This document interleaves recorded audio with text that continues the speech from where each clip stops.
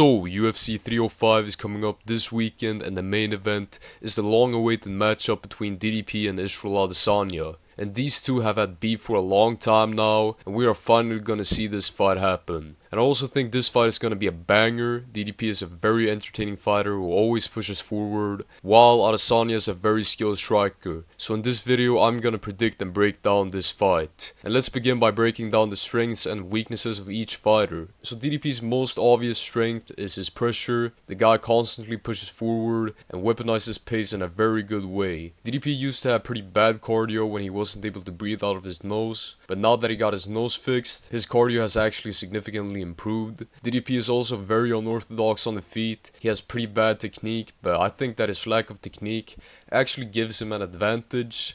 Hear me out. He's so awkward on the feet that skilled strikers have a hard time reading him. We saw this in the fight with Whitaker and in the fight with Strickland, where he was able to compete on the feet with the best strikers in the division. Dricus also has solid grappling and ground and pound. He took Whitaker down in their fight and also took down Strickland multiple times. He's also very strong, you can just look at him to figure that one out. And on the feet he's also very powerful and durable. Strickland was landing on DDP a lot, but DDP wasn't even wobbling in that fight. His face was pretty messed up though. And DDP's most obvious weakness is his lack of defense. His defense is just basically putting up a high guard. He doesn't move his head at all, and he isn't very good at blocking punches either. His lack of defense is actually a big factor to why we know that he is so durable. He gets hit a ton in his fights, but he still just shads his way forward. And earlier I mentioned how his lack of technique actually favors him in a way. Well, it's a bit of a double-edged sword, cause it does make him very unorthodox,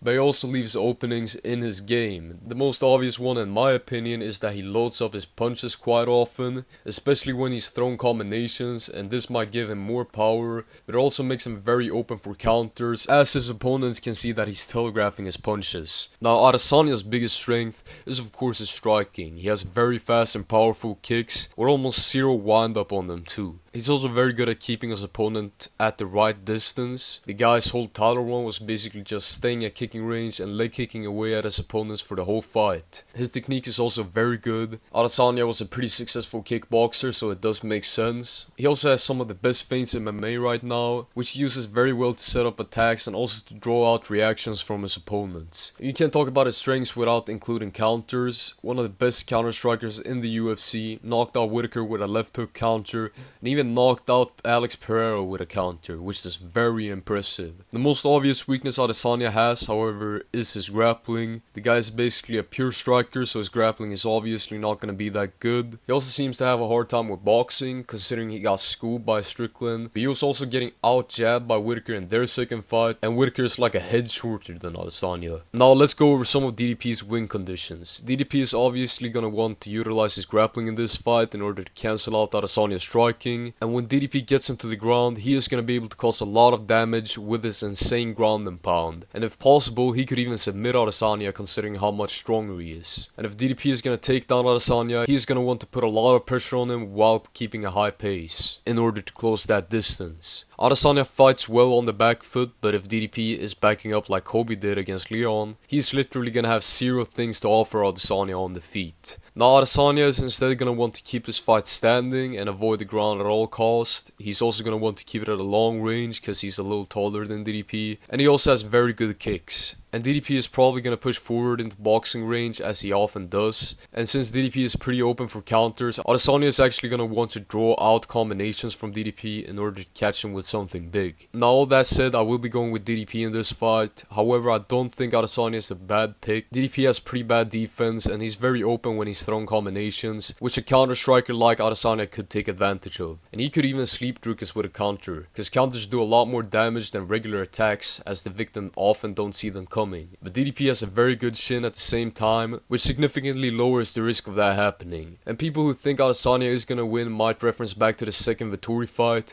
where he pretty easily beat Vettori, but Vettori and DDP are quite different fighters. Vettori is a slower grappler with more technical boxing and less power, while DDP is an explosive grappler with a lot more power. I would also say that he's probably a lot stronger than Vettori, and DDP is going to be more of a threat than Vettori because Vettori has pillow hands while DDP is very powerful. simple. And DDP isn't gonna close the distance so he can hug his legs. He's gonna close the distance and immediately shoot on Adesanya, and while on the ground he's able to cause a lot more damage than Vettori was able to. I also want to reference back to DDP versus Whitaker, where DDP took Whitaker down, who arguably has the best takedown defense in the entire division. DDP was also able to take down Strickland multiple times in their fight, so DDP could definitely take Adesanya down too. Because Adesanya got taken down by Whitaker, which isn't too bad because Whitaker does have pretty good offensive grappling, but he also literally got taken down by Pereira in their first fight, which is very bad considering Pereira was basically a novice when it came to the grappling back then. Anyways, this is gonna be a very interesting fight because these two have a lot of beef over his African or something like that, but we all know that the real African fighter in the UFC is Sean Strickland. Anyways, thanks for watching. I had to sit through a bunch of boring Adesanya fights in order to make this video, so y'all better subscribe and like this video, and also feel free to let me know in the comments if you agree with my prediction or not. And I'll see y'all in the next one. Goodbye.